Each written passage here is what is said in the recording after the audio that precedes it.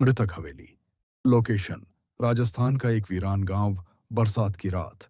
समय रात 1:30।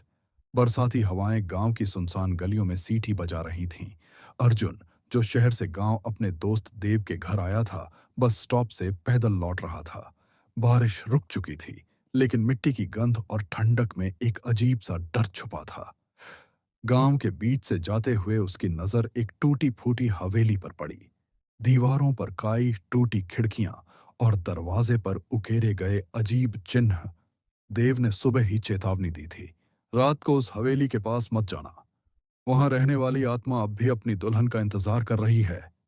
अर्जुन हंसकर टाल चुका था, लेकिन आज उसके पैर खुद ब खुद उस हवेली की तरफ बढ़ने लगे। हवेली के अंदर दरवाजा धक्का देते ही छी की आवाज के साथ खुला। अंदर धूल, मकड़ी के जाले और हवा में एक सड़ी गली बदबू थी। अचानक ऊपर वाले कमरे से किसी पायल की हल्की सी आवाज आई। छन छन छन। अर्जुन ने टॉर्च जलाई और सीढ़ियां चढ़ने लगा। जैसे जैसे ऊपर जाता, पायल की आवाजें और करीब आती। सीढ़ियों के आखिर में एक कमरा था। दरवाजा आधा खुला। वहां अंदर एक दुल्हन लाल जोड़े में पीठ करके बैठी थी।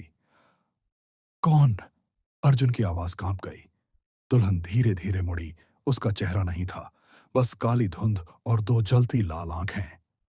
फंसना अर्जुन पीछे हटने लगा, लेकिन दरवाजा खुद ब खुद बंद हो गया।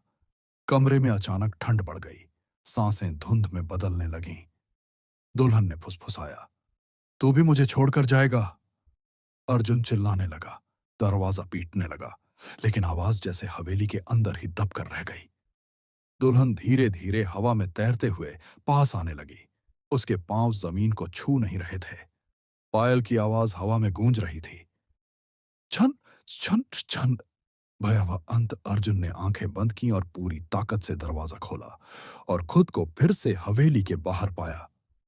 बारिश फिर से शुरू हो चुकी थी। वो भागते भागते देव के घर पहुंचा। देव दरवाजा खोलते ही बोला, तू तो मर चुका था अर्जुन। हवेली में घुसे 10 साल हो गए थे। अर्जुन ने डर के मारे पीछे मुड़कर देखा। वो अब इंसान नहीं था। उसकी पायल की आवाज सुनाई दी, छन छन छन।